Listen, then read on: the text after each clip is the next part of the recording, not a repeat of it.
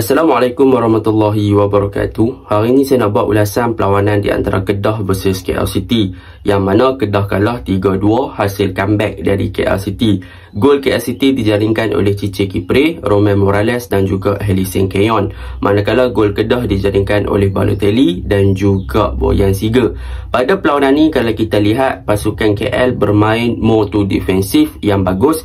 Mereka ada struktur bertahan yang bagus, mereka compact, mereka pressing, dan dalam pada masa yang sama mereka bermain direct dengan mencari striker-striker di hadapan seperti Cici Kipre dan juga Keyon dengan hantaran-hantaran jauh, dan pemain-pemain di hadapan ni akan lebih guna fizikal dan juga untuk hold up the game lah, dan daripada situlah mereka akan set up mereka punya serangan. Manakala kalau kita lihat daripada pasukan Kedah, mereka seakan-akan mempunyai masalah daripada segi transisi, terutamanya dari segi menyerang ke bertahan, yang mana mereka agak lambat untuk membentuk mereka punya pertahanan dan juga untuk cover up mereka punya back four, dan dalam pada masa yang sama mereka juga kalah dari segi fizikal dalam situasi one on one bersama dengan striker pasukan KL City. Dan kalau kita lihat juga, back four pasukan Kedah banyak memberi ruang kepada striker pasukan KL City dan juga gerakan-gerakan direct KL City untuk mereka exploit kawasan pertahanan pasukan Kedah. Dan dalam pada masa yang sama, Kedah juga mempunyai masalah dalam fasa build-up play,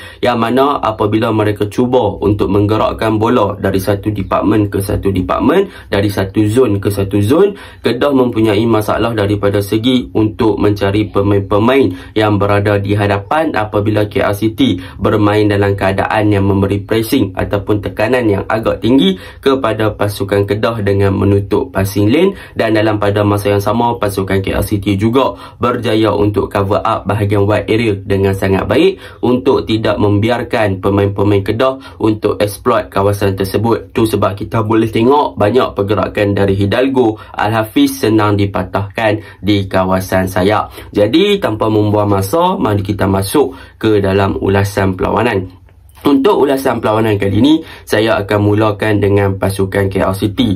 Apakah perkara positif yang kita boleh lihat daripada pasukan KL City? Perkara pertama yang kita boleh lihat daripada segi sudut positif oleh pasukan KL City adalah dari segi corak mereka bertahan. Kalau kita lihat daripada segi corak mereka bertahan, mereka bermain dalam struktur 4-5-1, yang mana mereka mengekalkan Cici Kipre sahaja di hadapan dan mereka akan lebih compact di bahagian tengah, dan dalam pada masa sama pemain-pemain di bahagian winger iaitu seperti Romain Morales dan sebagainya akan lebih drop, lebih deeper bagi membantu bahagian fullback dalam memberi kawalan untuk bertahan bagi mengekang asakan pasukan Kedah. Jadi apa yang boleh kita belajar daripada pasukan KL City punya struktur bertahan, kita boleh lihat mereka berjaya untuk membaca pergerakan serangan yang dilakukan oleh pasukan Kedah. Kedah punya corak serangan, mereka akan cuba untuk exploit dengan penggunaan dan juga utilize the full potential of mereka punya winger lah. Mereka akan guna Hidalgo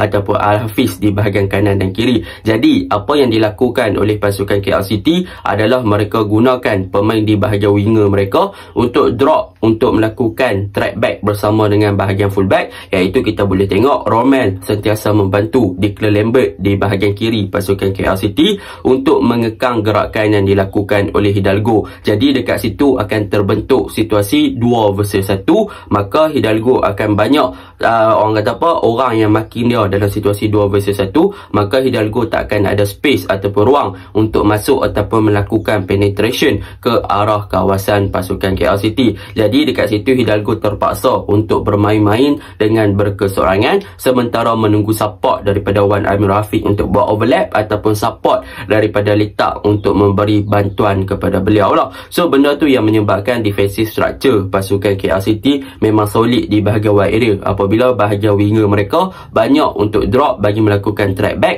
bagi membantu fullback dalam mengekang asakan daripada pasukan Kedah. Dan kalau kita lihat di bahagian kanan pun, Al-Hafiz banyak juga dalam kedudukan yang isolated, yang mana Kamal Azizi beraksi dengan sangat baik di bahagian right back pasukan KL City untuk mengekang pergerakan daripada Al-Hafiz. Daripada segi fizikal, dari segi pemecaan game, memang Kamal Azizi ada adalah pemain yang lebih dominan di bahagian kanan. Jadi disebabkan itulah Kedah seakan-akan buntu untuk melakukan penetration dan juga untuk exploit kawasan wide area pasukan KL City, sebab mereka dah ada overload player di bahagian kanan dan kiri untuk memastikan yang pergerakan winger pasukan Kedah terbatas dan menyebabkan winger pasukan Kedah terlalu isolated, sentiasa tak ada bantuan daripada pemain-pemain lain dan tak ada ruang untuk mereka masuk ke dalam D-box pasukan KL City ataupun untuk mereka supply ball. Kalau kita tengok Hidalgo pegang bola, Hidalgo nak cross pun dia tak boleh sebab Declan dan juga Roman dah tutup ruang. So memang Hidalgo duk kena gentai-gentai macam tu lah. So Hafiz pun melakukan benda yang sama apabila Kamal Azizi sentiasa follow up dengan dia pun tak boleh nak cross dan akhirnya akan memberikan bola out sama ada corner ataupun untuk balingan throw in kepada pasukan Kedah sahaja. Jadi itu adalah standard ataupun corak permainan pasukan KL City daripada segi mereka punya defensive structure. Dan kalau kita balik kepada bahagian tengah, mereka juga overload di bahagian tengah dengan penggunaan double pivot, iaitu Ryan Lambert dan juga mereka punya Ryan Lambert, Avazini dan juga Paulo Josue, yang mana ketiga-tiga player ni memberikan cover up yang bagus di bahagian tengah pasukan KL City. Dan apa yang bagus daripada segi defensive structure 4-5-1 yang dijalankan oleh pemain KL City adalah mereka terus-menerus memberi tekanan tinggi kepada pasukan Kedah dalam fasa build up, yang membolehkan pasukan Kedah tidak ada option untuk melakukan passing ke hadapan. Jadi benda tu sedikit sebanyak membantu pasukan KL City untuk halang dan juga intercept gerakan-gerakan ataupun passing yang dilakukan oleh pasukan Kedah ketika first half dan juga second half.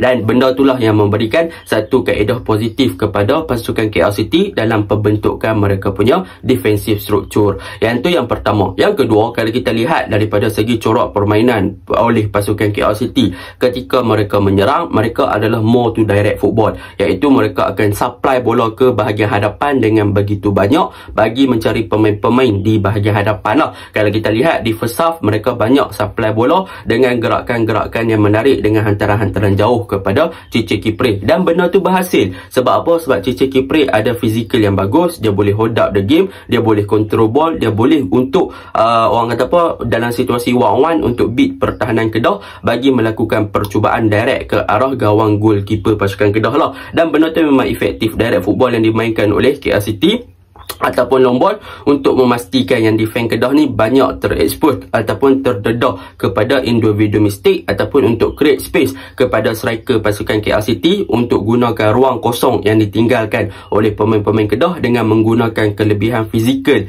yang pemain-pemain KL City ni ada di bahagian hadapan. Itu yang nombor 2. Yang nombor 3, macam saya cakap tadi, apabila mereka bermain dalam high pressing dan mereka bermain dalam defensive struktur yang bagus, kita boleh nampak apabila mereka intercept ball ataupun mereka berjaya mengekang Kedah dalam fasa build up, maka dekat situ Kedah akan terekspos. Dan kita boleh lihat ada beberapa gerakan yang terjadi daripada pasukan KL City adalah disebabkan kesilapan daripada pemain Kedah sendiri dalam fasa build up ataupun dalam ketika mereka bertahan, menyebabkan KL City berjaya menghukum mereka. Jadi dekat sini kita boleh nampak yang pasukan KL City bila ada chance ataupun ada peluang, mereka lebih klinikal untuk melakukan percubaan-percubaan tepat ke arah gawang gol Kedah yang membolehkan pasukan Kedah berjaya untuk menjaringkan untuk pasukan KL menjaringkan gol. Jadi itu adalah perkara positif lah untuk pasukan KL. Untuk perkara negatif yang kita boleh nampak untuk pasukan KL pada perlawanan ni adalah walaupun mereka boleh dikatakan agak compact dan bagus daripada segi defensive structure,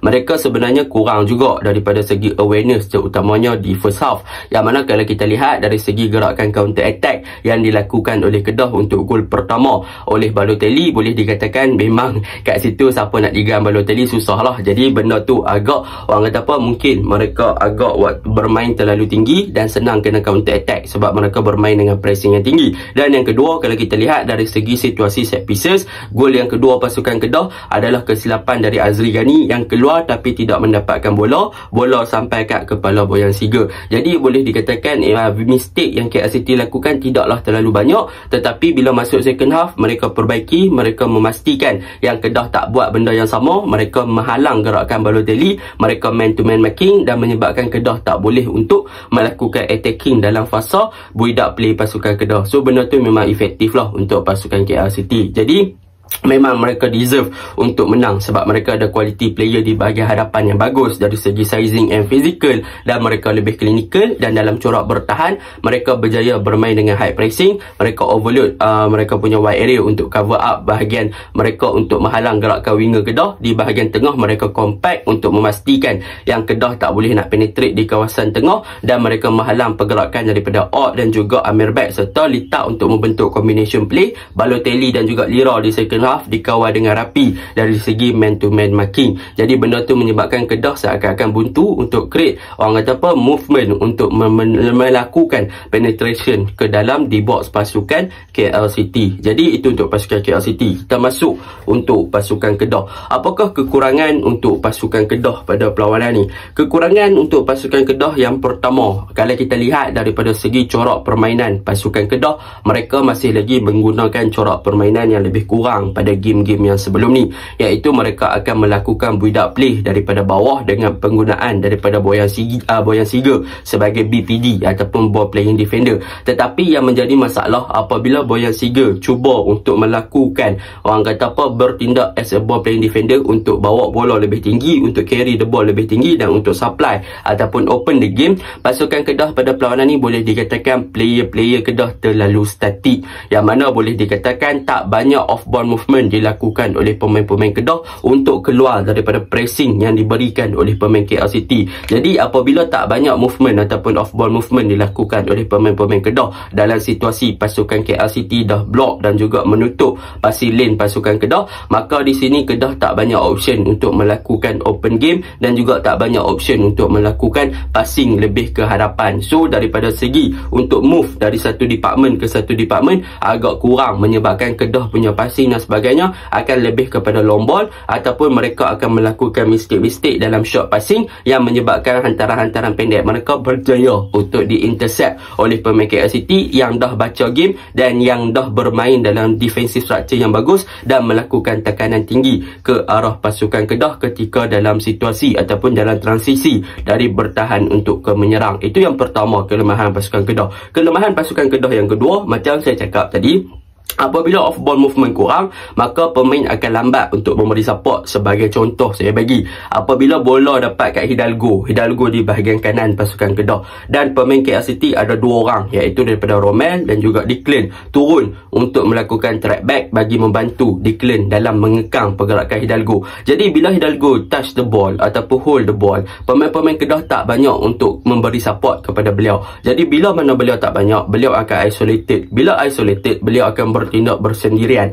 Bila beliau bertindak bersendirian, dia akan mudah dibaca pergerakan pasukan lawan, sebab dalam situasi 1v2 memang ada advantage untuk numbers of player yang lebih besar kepada pasukan lawan lah. So KL City akan memenangi that situation lah. Begitu juga dengan Al-Hafiz di bahagian kiri, yang mana Al-Hafiz sentiasa isolated, tak dapat banyak bantuan daripada Ott, tak dapat banyak bantuan daripada Arif Farhan, yang mana Arif Farhan lebih bertindak kepada inverted fullback di bahagian tengah. So Al-Hafiz pun tak boleh nak create banyak gerakan untuk beat pertahanan pasukan KL City yang overload di bahagian wide area untuk mengekang pergerakan daripada winger Kedah. So benda tu yang menyebabkan Kedah tak boleh nak melakukan attacking yang bagus, sebab mereka punya corak permainan memerlukan pergerakan yang banyak, off ball movement yang banyak untuk mereka create ruang, untuk mereka create gerakan ataupun untuk mereka melakukan switch play dan melakukan gerakan serangan untuk masuk ke dalam D-box dan sebagainya. So benda tu yang menjadi punca kenapa gerakan pasukan Kedah banyak terbantuk di bahagian wide area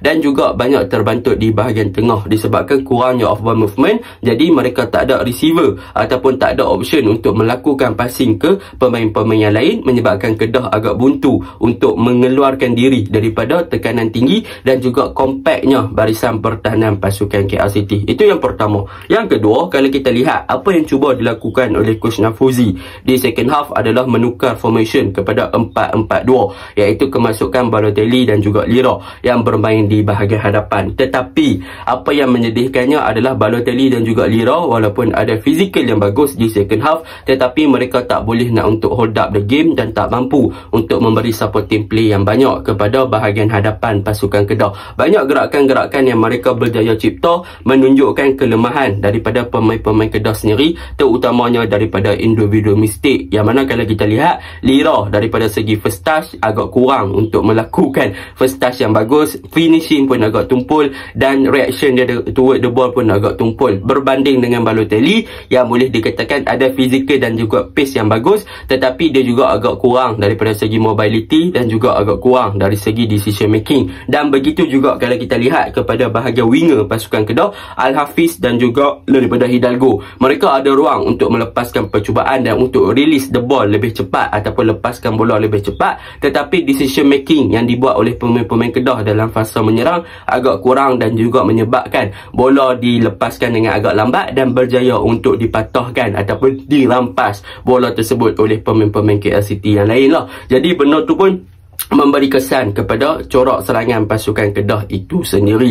Dan kalau kita lihat di bahagian tengah juga, antara pemain yang positif sebenarnya adalah daripada Amir Bek. Amir Bek antara pemain yang sepatutnya dijadikan role model untuk pasukan Kedah ketika dalam fasa menyerang ataupun bertahan, sebab dia bagus daripada segi transisi, dia mobile, dia bagus, work rate yang tinggi, yang mana dia turun naik dan benda tu memberikan kelebihan untuk pasukan Kedah. Tetapi sayang, Ott dan juga Litak, walaupun Litak banyak bergerak dan banyak membantu bahagian serangan dan juga defend, tetapi daripada segi positioning Litak agak kurang dan juga agak lambat untuk memberi support. Manakala Ott pun kurang memberi support dan juga lambat untuk turun dan juga bergerak untuk meminta bola. Jadi macam balik pada point awal saya tadi, off ball movement, iaitu pergerakan yang banyak perlu dilakukan oleh pasukan Kedah untuk create lebih banyak ruang, untuk create lebih banyak variety of movement, untuk memastikan yang mereka punya fasa build up akan jadi lebih lancar dan untuk mereka keluar daripada tekanan tinggi yang diberikan oleh pemain-pemain KL City yang beraksi dengan compact. So mereka perlu attract defense untuk naik atas,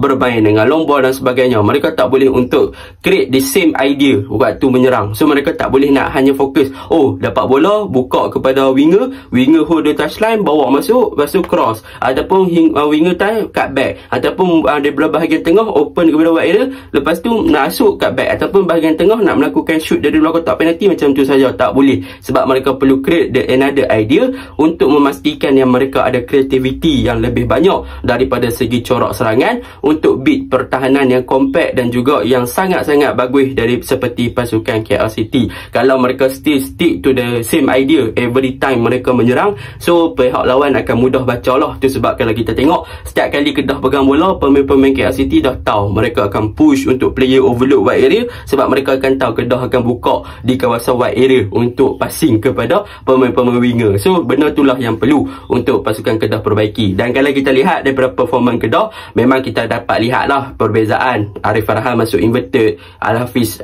touchline, lepas tu Hidalgo hold the touchline, Amir Rafiq bantu dengan buat overlap, Litak lebih kepada inverted, Hidalgo suka cut in masuk ke bahagian tengah ke half space dan sebagainya. Tetapi benda tu tak banyak memberi impact yang positif, jadi perlu perbaiki. Dan untuk defend dan juga goalkeeper, Kedah perlukan lebih banyak komunikasi lah. Sebab kalau kita lihat semalam, antara loophole ataupun antara lubang-lubang pasukan Kedah adalah daripada segi di bahagian pertahanan, yang mana bahagian pertahanan semalam boleh dikatakan membiarkan pemain-pemain KL City berada dalam kedudukan yang mereka boleh menjaringkan gol dengan mudah. Kalau kita tengok gol pertama, Kipri tak di-marking, lepas tu Paulo Jose boleh passing macam tu je. Gol yang kedua, Roman Morales dan juga Arif Farhan kalah fizikal dengan Cici Kipri. Gol ketiga, Helison Kayum melakukan free shooting, tak ada orang block, ruang kosong. Defense perlu banyak komunikasi, tutup space, memang tak boleh nak harapkan Siga saja. Mereka perlu buat decision yang lebih bagus untuk satu team dan kena communicate well dengan goalkeeper, communicate well as a defense department tu sendiri untuk membentuk back four yang lebih solid dan juga backline yang lebih kuat lah untuk next game. Mereka perlu lebih compact, mereka perlu lebih bekerjasama, perlu memahami antara satu sama lain, buat decision siapa nak block, siapa nak ni, buat keputusan yang cepat, bersuara. Jadi benda tu perlu Kedah perbaiki. Itu je lah ulasan saya. Memang Kedah semalam kalah disebabkan second half lambat settle down, lepas tu KL City bagus berdahan dan sebagainya. Ulasan saya, Assalamualaikum.